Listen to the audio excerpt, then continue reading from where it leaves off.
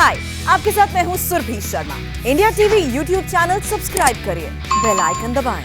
सियासत सिर्फ यूपी की ही गर्म नहीं है, महाराष्ट्र में भी गणेश उत्सव पर सियासी पारा चढ़ रहा है। बीजेपी ने उद्धव ठाकरे सरकार पर हिंदू विरोधी होने का आरोप लगा दिया। बीजेपी विधायक नितेश राणे ने आज गणेश उत्सव समिति के प्रतिनिधि मंडल को साथ लेकर राज्यपाल भगत सिंह कोश्यारी से मुलाकात की। कहा कि ठाकरे सरकार के कार्यकाल में हिंदू खतरे में हैं। हिंदुओं के त्योहार पर बैन लगाया जा रहा है और महाराष्ट्र की हालत पश्चिम बंगाल जैसी बना दी गई है। राणे ने आरोप लगाया कि हिंदुओं को अपना त्योहार मनाने की इजाजत नहीं दी जा रही।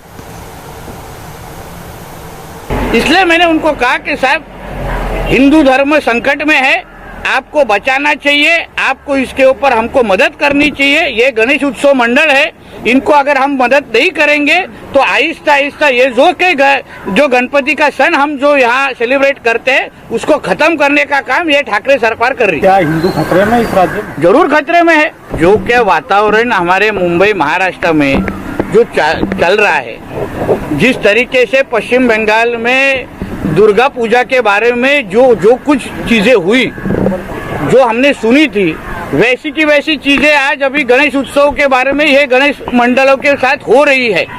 मतलब जो नया जीआर निकला है वो जीआर के मुताबिक ये सारे जो गणेश उत्सव के मंडल है उनको गणेश उत्सव किस तरीके से सेलिब्रेट करना है वो अभी तक उनको समझ ही नहीं रहा है। इसके वजह से राज्यपाल जी को हमने कहा कि सिर्फ हिंदू अलग अलग फेस्टिवल के ऊपर ही ये सब चीजें क्यों की जा रही है। विवाद इसलिए हो रहा है क्योंकि महाराष्ट्र में अगले महीने शुरू हो रहे गणेश उत्सव को लेकर ठाकरे सरकार ने एक सरकारी फरमान जारी कर दिया है। सरकार की गाइडलाइंस के मुताबिक कोरोना की वजह से भव्य गणेश उत्सव समारोह नहीं मनाया जाएगा। पंडाल की मूर्ति 4 फीट से ज्यादा बड़ी नहीं होगी। आरती और पूजा में सिर्फ 20 लोग शामिल हो सकते हैं। विसर्जन में महज 4 लोग। ना तो बैंड बाजा बजेगा, ना ही भजन होंगे। प्रसाद वितरण पर रोक रहेगी। यहां तक कि किसी को अपने घर के अंदर भी मूर्ति स्थापना करनी हो तो उसे 7 दिन पहले प्रशासन से इसकी मंजूरी भी लेनी होगी। नितेश राणे ने इस पर सवाल उठा दिए। कहा कि हिंदुओं के साथ ठाकरे सरकार भेदभाव कर रही है। अभी कौन से कंपाउंडर या कौन से डॉक्टर ने इनको कहा है कि होर्डिंग्स के वजह से कोरोना होता है, इसका हमारे बारे में मालूमात दे। अभी होर्डिंग भी नहीं लगाना है, आरती भी करनी नहीं है, क्यों आरती के वजह से ध्वनि प्रदूषण होता है। तो 5 और हर दिन में 5 बार जो लाउड स्पीकर बजता है उसके वजह से ध्वनि प्रदूषण होता नहीं है, मगर हमारे वजह से ही ध्वनि प्रदूषण होता है। जो अभी जो नया जीआर निकला है, घर की जो मूर्ति है वो सिर्फ 6 इंच की होनी चाहिए और आपको अगर विसर्जन करना है तो लोग आपके घर पे आके, मुझे बीएमसी के लोग घर पे आएंगे और विसर्जन करेंगे।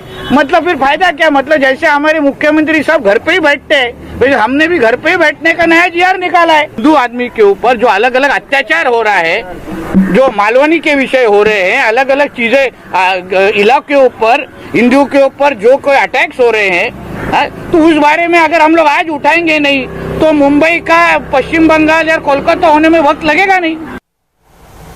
दरअसल महाराष्ट्र सरकार में मंत्री जितेंद्र आव्हाड कुछ दिन पहले पूरे लाव लश्कर के साथ ही नासिक के गणपति मंदिर में पूजा करने पहुंचे थे और कार्यकर्ताओं के साथ आरती भी की थी। जब से ये तस्वीरें सामने आई हैं, तभी से मंदिरों को खोलने की मांग तेज हो गई। बीजेपी और एमएनएस की तरफ से सवाल उठाए जा रहे हैं कि आम जनता को मंदिर में जाने से क्यों रोका जा रहा है। महाराष्ट्र सरकार के मंत्रियों के लिए कोई कानून नहीं, पाबंदी नहीं, कोई नियम नहीं। उनके लिए दर्शन के लिए मंदिर खोले जाते हैं पर आम आदमी के लिए नहीं। जब मंत्रियों को इजाज़त मिल जाती है मंदिरों में जाने के लिए तो आम जनता को इजाज़त क्यों नहीं दी जा रही है?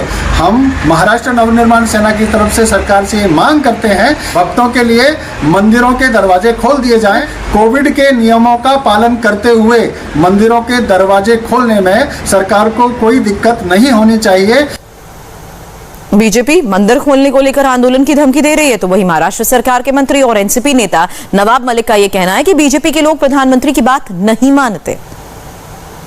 भारतीय जनता पार्टी मंदिरों को, धर्म स्थलों को खोला जाए इस तरह से मांग को लेकर आंदोलन करती है। अगर प्रधानमंत्री स्वयं कहते हैं कि त्योहारों के चलते भीड़ ना हो, इसको सुनिश्चित किया जाए, आईसीएमआर लगातार सूचित कर रही है। हमें लगता है कि बीजेपी के लोग स्वयं प्रधानमंत्री की बातों को नहीं मानते। हाय, आपके साथ मैं हूँ सुरभि शर्मा।